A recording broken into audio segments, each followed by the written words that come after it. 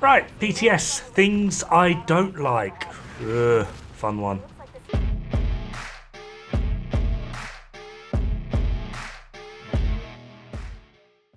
Right, obviously, need to just reaffirm PTS. Not everything I'm going to be stating here is going to be one, potentially staying in the game.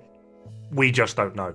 Two, this is obviously, of course, just my own opinion. However, that being said, let's start with the big one, which I know everyone is having very, very strong feelings for or against. The combat lock.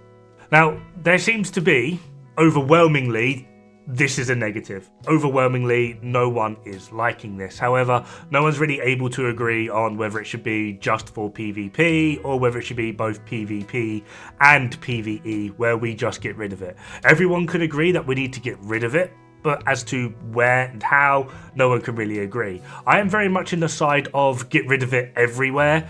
We can't even change grenades. We can't even test things in the range correctly. It's kind of just stupid.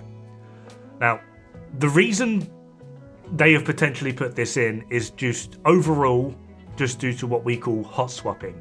Changing gear, items, weapons, etc. mid-firefight. This is prominent in both PvE and PvP. However, this is very much a largely skill-based player thing. And I don't mean skill build, I mean that player tends to have more skill at playing the game than others. There are a variety of areas where this can be a problem, such as the busy little bee hot swap, which allows us people to do stupid amounts of damage, but for some weird reason, they decided to go this route rather than just fix busy little bee. Now, I know in PvP, people will swap to a perfectly efficient chest, take an armor kit, and then swap back. I am of the opinion that if you're beaming someone down and they have the capability to go into their inventory, swap their chest, take a medkit, go back into their inventory and re-swap their chest again, and then they beat you, they 100% deserve that win. This is also the same for PvE. If you are able to hot swap to an item that's going to give you an advantage in a certain situation and then come out on top, you 100% deserve that win. So I am of the opinion that this combat lock just shouldn't exist, and whoever came up with this idea owes the entire massive office, Starbucks and donuts for an entire month. It is horrible. Next on the list of things I don't like, this is merely just pure PvE, but the instant medkit I feel is cheap and nasty and actually doesn't benefit overall. Due to the amount of damage that NPCs are able to do at the higher end, getting a 25% armor return is one, not enough, and two, it consumes an entire medkit. This is, there's no other word for it other than terrible, realistically. Then we come to my favourite word in games like this, balancing. A lot of the weapon changes aren't actually balanced. As much as I am a fan of some of these changes, F2000 plus 50 RPM plus 10 mag size, honestly, the only change you really needed to make to the F2000 is actually just give us the 4 mod slots. If you actually ever see an F2000 in real life, you can in fact deck them out to a ridiculous degree. However, the bigger issues really come when you start to look at LMGs, Iron Lung, plus 10% weapon damage. It does, well, at the moment in live service, it does 21% more than literally every other LMG. So why this thing got a 10% base damage value increase, I haven't got a clue. All other LMGs, plus 20%. Now on paper, this sounds really good, until you realise that the overwhelming problem with LMGs is just the suppress mechanic. So you can give these all the damage in the world, until you sort out the suppress mechanic, this is just a problem. And this is kind of the same with rifles. A lot of rifles got a pretty hefty damage increase. ACRS 10%, Ruthless and Mirthless 10%, the USC 45 10%, UIC 15 mod 2 30%, M16A2 30%, MDR 20% RPM 10% weapon damage, Resolute MK 47 20%, MK17 got a 25%, and the SIGs, including Ravenous, 25%. Ravenous just doesn't need this level of buff. If people know how to use this weapon, it's already overpowered to shit in the correct scenarios. So giving this weapon a buff is just devastatingly bad. Like, we can do so much dumb shit with this weapon already. We were laughing about it like fuck on stream.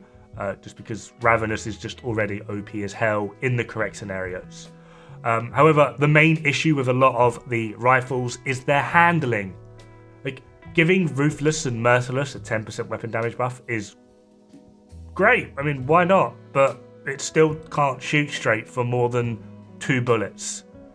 Same with the USC 45. ACR's not too bad. MK16, the military MK16, police MK16, blah blah blah. Everlasting Gaze is the named variant.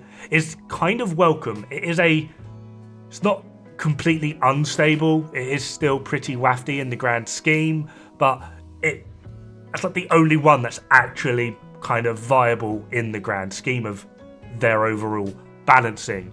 To put it quite bluntly, their balancing has just made things more unbalanced, which is kind of comical. Really, when it comes to the balancing of the weapons, the only 2 that are really actually genuinely worth the paper they're written on is the Carbine 7 will no longer drop with its preset talent.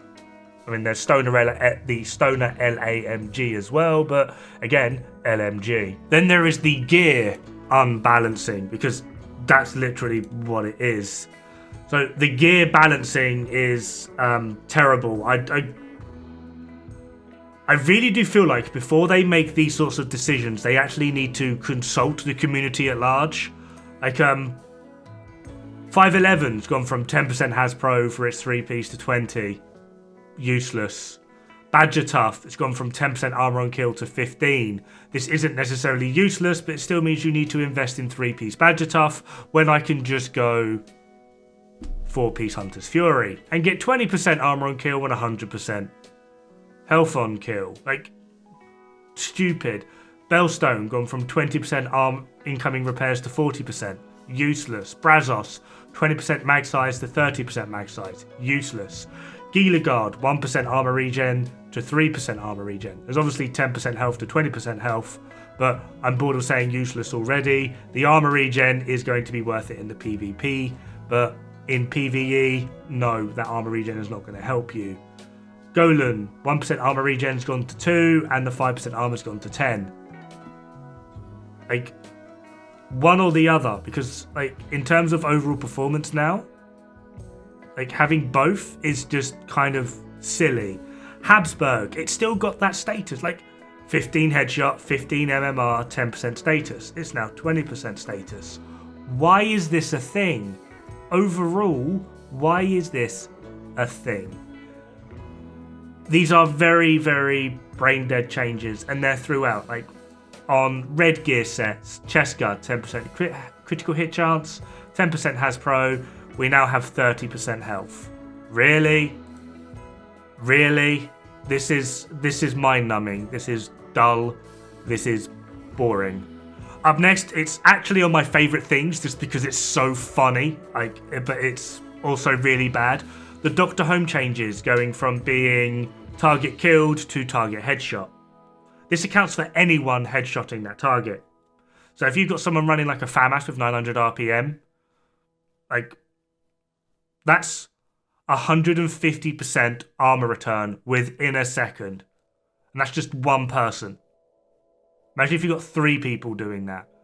Like, as funny as it is and amazing as it is, it's also busted. Like, who tested this? And yeah, I'm aware, PTS, public test server, we're the ones that are meant to test this, but surely the devs must have, like, done a little bit of testing to realise, no, actually, this shouldn't even be a thing before we even put it in the PTS. Overall, a lot of, like, I like the fixes. I like the quality of life changes. Some of them I feel like just aren't worth it, but I'm at a point of now where a lot of what they've added in makes no difference to me. Like the whole tinkering thing. Like, I've basically got my entire library maxed, so it makes no difference to me. So to me, it's pointless. Obviously, there's going to be a lot of new players where this is going to be a huge, huge welcome change. Granted. The bug fixes are welcome. We've tested quite a few. They are welcome. But in terms of, like, the overall balance changes, it's either pointless, stupid, redundant, or it changes nothing. Overwhelmingly not worth it in terms of their balances are just It's pointless. And then the combat lock. Oh my god, the combat lock. Seriously, devs? Seriously? Now, it is kind of an extreme reaction to this, but I already know so many people that are... It's mostly because of the combat lock, but there are a few other things, just like the whole brain-dead nature of this PTS, where they've just completely lost faith in the devs, and some have already uninstalled, and others are saying that if...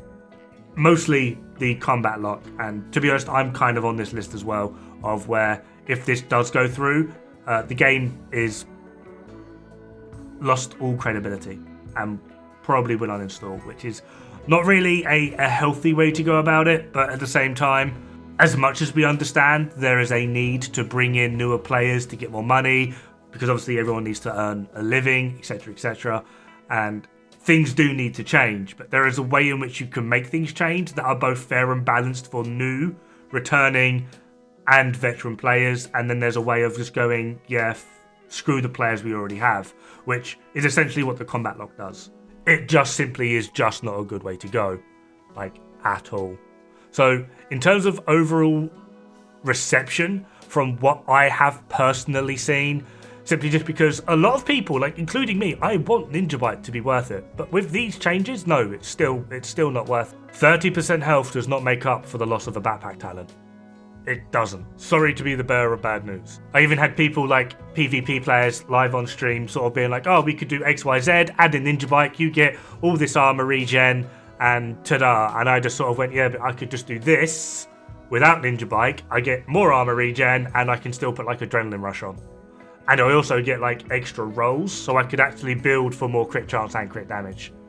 And it just ended up being better. Like, even in the PvP community of where they've been trying to find a way to get as much armor regen within the realms of possibilities utilizing Ninja Byte Backpack, without Ninja Byte Backpack, I was able to beat it by quite a bit. So, yeah, Ninja Byte Backpack still isn't worth it. So the brand set changes aren't really worth it.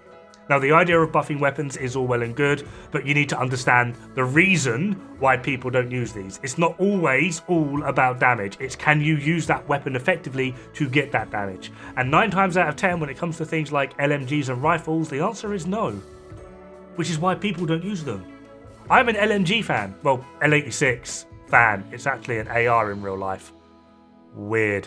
Oh, but it's the British Army's LMG. No, this is the British Army's LMG. The L110A2, also known as the FN Mini. Or Mini-Me. Like, it's not an LMG. It's a... Technically, we class it as a light support weapon, but this just translates for anyone that doesn't know their weapons as slightly bigger AR. That is it. Classic M1A, most used rifle in the game. It's very much middle of the pack. This is current live. It's very much middle of the pack. It's a 25% drop from the highest performing rifle. And obviously the lowest performing rifle is a 50% drop. Why do people use the classic M1A? It's not the highest DPS. It's not, just showed it to you. It's not the highest DPS. It's a 25% drop. Why do people use it? The handling. It feels nice. Giving other rifles a buff. Useless, pointless, stupid. Anyway, that is going to do it for this video. Have fun, good luck, don't die. It's bad for the health.